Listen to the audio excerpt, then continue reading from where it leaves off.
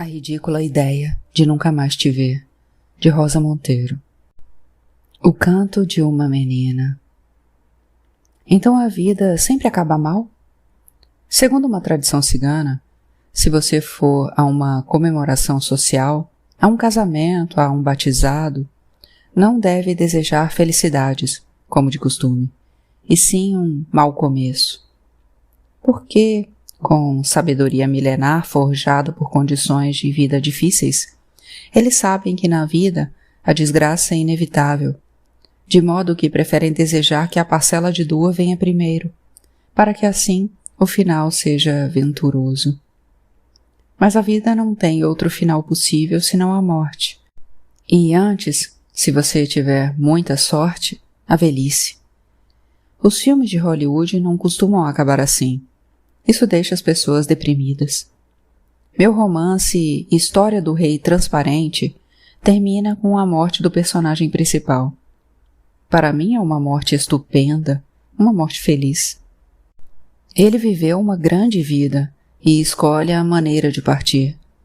Considero um romance bastante otimista e escrevê-lo amenizou o medo do meu próprio fim. E há leitores que também o veem dessa forma. Mas outros dizem que não me perdoam por matar o protagonista. Ora, por favor, todos os protagonistas morrem, só que fora das páginas dos livros. Acho que nossa percepção linear do tempo piora tudo. Einstein já disse há muito que o tempo e o espaço eram curvos, mas nós continuamos vivendo os minutos como uma sequência, e a consequência inexorável. No seu singular e comovente livro A Fortunate Man, Um Homem de Sorte, publicado em 1966, John Berger acompanha John Sassow, um médico rural amigo, nas suas visitas aos pacientes, e traça um retrato reflexivo do doutor, concluindo que, efetivamente, sua vida pode ser considerada plena. Abre aspas. Sassow é um homem que está fazendo o que quer fazer. Ou, para ser mais exato, um homem que sabe o que busca. Às vezes essa busca envolve tensão e empecilhos, mas constitui sua única fonte de satisfação. Assim como os artistas ou qualquer um que acredite que seu trabalho é a razão de sua vida, para os padrões miseráveis de nossa sociedade. Sassow é um homem de sorte. Fecha aspas. É difícil não pensar que Berger, quando escreve isso, fale de si mesmo, ou também de si mesmo. Por isso, deve-lhe ser sido ainda mais desolador o que aconteceu mais tarde. O fato é que, 15 anos depois de lançar esse livro, John Sassow se suicidou. O próprio Berger conta isso num breve pós-escrito incluído em 1999. E acrescenta, abre aspas, John, o homem que tanto amei, se suicidou. E, com efeito, sua morte mudou a história de sua vida. Deixou-a mais misteriosa, mas não mais obscura. Não é menos luminosa agora. Simplesmente seu mistério é mais violento. Fecha aspas. Concordo. Por que o suicídio teria que sujar todo o seu passado? Mas tendemos a ver as coisas assim. Se alguém se suicida, é como se toda a sua vida fosse uma tragédia. Se alguém tem uma velhice solitária, precária e infeliz, é como se as trevas impregnassem toda a sua existência. Mas não é assim. O que se viveu, viveu. Antes de chegar o inverno, a cigarra gozou de uma vida fantástica, enquanto a existência da formiga sempre foi bastante tediosa. Além do mais, o tempo de vida dos insetos é, de qualquer maneira, muito breve. Então, uma viva a cigarra. Pelo menos ela teria lembranças alegres, uma história bonita para contar a si mesma. A felicidade. Esse bem esquivo e indefinível. Outra coisa que me inquieta na leitura das biografias é um maldito costume que os biógrafos têm de dizer coisas como aquele foi o ano mais feliz da sua vida, ou provavelmente nunca foi tão feliz como naquela época. Uma coisa abominável. Então, podemos estar vivendo o melhor momento das nossas vidas e não perceber? Estaremos desperdiçando a felicidade? É famosa a frase de John Lennon: a vida é aquilo que acontece enquanto estamos ocupados com outra coisa. E é verdade que perdemos tempo nos preocupando com trivialidades, que nos perturbamos e teimamos estupidamente, que tendemos a pensar que a verdadeira vida está por vir. Saber ser feliz é uma ciência complicada. Há quem nunca consiga aprendê-la. Marie Curie soube ser feliz? Provavelmente sim, ou pelo menos esteve bem perto de sê-lo. Nos seus escritos biográficos, fala da época em que ela e Pierre trabalhavam febrilmente no galpão que servia de laboratório. Abre aspas. Naquele hangar miserável, passamos os anos mais felizes de nossa vida, dedicados completamente ao trabalho. A miúde precisava improvisar uma comida naquele laboratório para não interromper algum procedimento. Imersa na quietude da atmosfera de pesquisa, eu sentia um júbilo infinito e me empolgava com os progressos que permitiam ter esperanças de conseguir resultados ainda melhores. Lembro da felicidade dos momentos dedicados a discutir um trabalho, enquanto percorríamos o hangar de um extremo a outro. Um de nossos grandes deleites era acudir ao laboratório à noite. Em todos os cantos resplandeciam as tênues silhuetas iluminadas dos tubos e das cápsulas que continham nossos produtos. Era uma visão muito bonita, que nunca deixava de nos admirar. Os tubos brilhantes pareciam pálidas luzes esféricas. Fecha aspas. Devia sentir-se num mundo mágico realmente. Aquela menina pobre e órfã, procedente de um povo subjugado, uma simples mulher num mundo de homens, uma moça humilhada pelos ricos, Casimir, que esteve muito perto de não poder sequer estudar. Era agora uma cientista que descobria o fogo flamejante da vida na companhia de um homem adorável que a amava e respeitava. Magia pura. Quando algo lhe custou muito, você aprende a apreciá-lo. Mary diz no seu diário, contando-nos dias de férias passados em Saint-Rémy. Abre aspas. De manhã sentaste no prado no caminho da vila. Irene corria atrás das borboletas com uma rendinha tão frágil e tu achavas que ela não caçaria nenhuma. No entanto, pegou uma para a tua enorme alegria, e eu a convenci a deixá-la em liberdade. Sentei-me junto a ti, deitando na travessada sobre teu corpo. Estávamos bem. Eu temia, com uma pontadinha no coração, sentir-te cansado, mas no entanto te percebia feliz, e eu mesma tinha essa sensação que havia experimentado a miúde nos últimos tempos, de que nada mais nos abalava.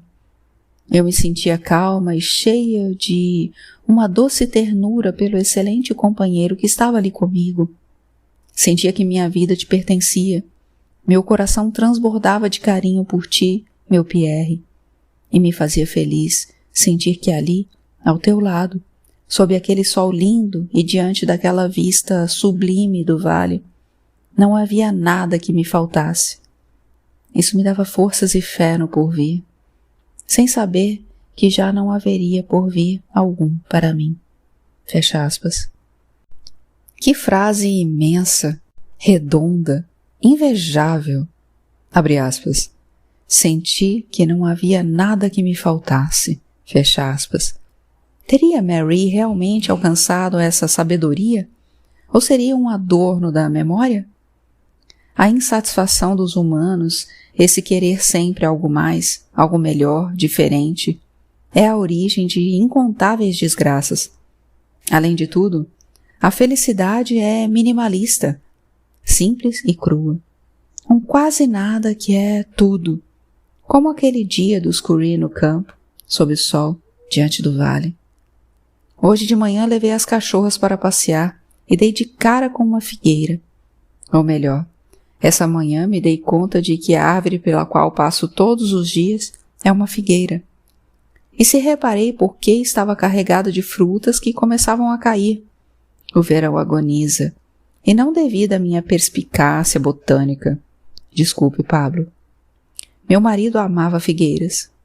Anos atrás, no início da nossa relação, fomos à casa que seus pais tinham numa cidadezinha serrana na província de Ávila.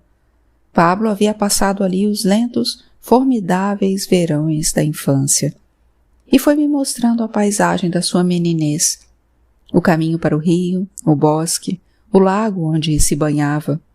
No começo da trilha, saindo da vila, há uma figueira. Naquela primeira vez, ele a mostrou para mim e contou sua história. No final de agosto, enquanto as frutas estavam quase maduras, uma menina sentava-se debaixo dos galhos e passava as horas cantando, para espantar os pássaros e evitar que bicassem os figos. A cena deve ter maravilhado Pablo. Contou-a para mim naquele dia e em muitos outros, sempre que íamos à vila, com aquela contumácia com que os casais antigos repetem as pequenas coisas pelas quais têm obsessão. Posso entender muito bem por que aquilo o fascinava. Imagino Pablo com 10 anos, tão lindo como naquela foto da represa com seus primos, de calça curta, os joelhos arranhados, a caminho do lago. Eu o vejo no fim poeirento do verão tórrido, já perto de voltar a Madrid, a tristeza do inverno e ao colégio. Mas as férias ainda não acabaram. Ainda é livre e um pouco selvagem. Ainda lhe restam vários dias para passar junto da figueira e da menina que canta debaixo da figueira. E nessa idade, cada dia é uma eternidade. Como aquela menina cantando devia surpreender um menino da capital. Aquela promessa de figos maduros e adocicados. Aquele vislumbre de vida. Quando Pablo me contou a cena pela primeira vez, nós tínhamos 37 anos. Ninguém mais colhia frutas da árvore e os pássaros se empanturravam à vontade. Mas os pinheirais continuavam ali, e o monte, e a trilha queimada, e o calor do verão. Traste e Bicho, nossos cachorros da época, falecidos há algum tempo, olhavam com expectativa. Queriam entrar no bosque próximo e umbroso. Lembro-me do peso do ar sufocante, do zumbido das varejeiras, de como era dourada a luz do sol, que estava muito baixo, do cheiro verde escuro da figueira. Lembro-me da simples, embriagante felicidade.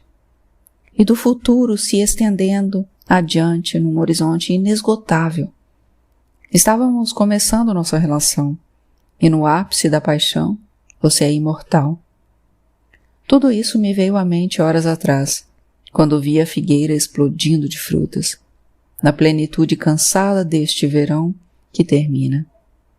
Breve é nosso dia e imensa é a noite. Às vezes eu me pergunto em que pensamos antes de morrer, que lembranças escolhemos como resumo para nos narrar. E tenho certeza de que aquela menina cantando foi uma cena luminosa e crucial na imaginação de Pablo, na sua representação da existência. Herdei dele essa lembrança fundadora e lhe agradeço por isso. E em que pensaria Madame Curie? Qual seria seu balanço final?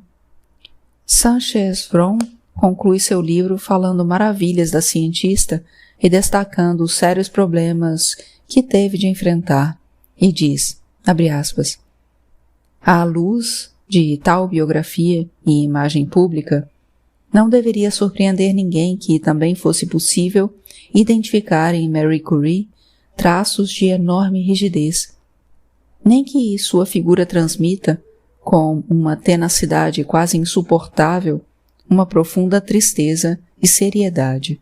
Fecha aspas. Ele tem razão. Embora eu ache que ela dirigia aquela enorme rigidez, principalmente contra si própria, mas o mais importante, de fato, são suas fotos. sempre tão séria, tão triste. Ou talvez não. Seu semblante, permanentemente austero, não seria uma máscara de defesa que já havia petrificado depois de tantos anos? Aquele senho ameaçador, próprio de uma mulher que teve de derrubar tantas paredes a cabeçadas, não teria acabado se transformando num esgar, num trejeito? Sem falar da fadiga constante do seu corpo debilitado pela radiação. Deve ser difícil sorrir quando se está sempre tão cansada.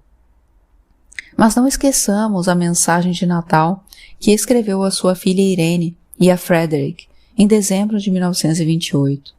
Já citei uma parte, agora transcrevo mais algumas linhas. Abre aspas. Desejo-lhes um ano de saúde, satisfações e bom trabalho. Um ano em que sintam prazer de viver todos os dias, sem esperar que os dias tenham de passar para encontrar satisfação, sem a necessidade de depositar expectativas de felicidade nos dias vindouros. Quanto mais se envelhece, mais se sente que saber gozar o presente é um dom precioso, comparável a um estado de graça. Fecha aspas. Parece a carta de alguém amargurado? Muito pelo contrário. Acho que, depois de uma vida batalhadora e tão difícil, de uma ambição intensa e de uma responsabilidade avassaladora, Mania Slovzdovska finalmente soube encontrar a leveza. Quem dera perder peso como ela e voar, flutuar rarefeita no tempo, que é uma maneira de tocar a eternidade. Viver na graça suprema do aqui e agora. Sempre me fascinou o conto magistral de Nathaniel Hawthorne, Wakefield, em que um nobre cavaleiro do século XIX sai de casa para uma tarefa breve e nunca mais volta, ou pelo menos não em muitos anos. E aqui vem o mais chocante e genial. Ele aluga um quarto bem perto da sua casa, na mesma rua, e durante seu longo desaparecimento dedica-se a contemplar o sofrimento da mulher, a perplexidade daqueles que o conhecem, o buraco deixado pela sua ausência. E agora me diga, nunca sentiu a insidiosa tentação de deixar de ser quem você é? De libertar-se de si mesmo? Só que não é preciso ser tão drástico e tão louco quanto Wakefield. Basta ir soltando o lastro, ir se despindo das camadas supérfluas, abaixo a ditadura do fazer o que se deve. Adeus à ambição escravizadora e à insegurança torturante. Essas duas são irmãs. Chega de culpa e da ordem cega de honrar os pais. No fim das contas, na realidade, tudo é uma questão de narração, de como contamos nossa própria história. Aprender a viver passa pela palavra.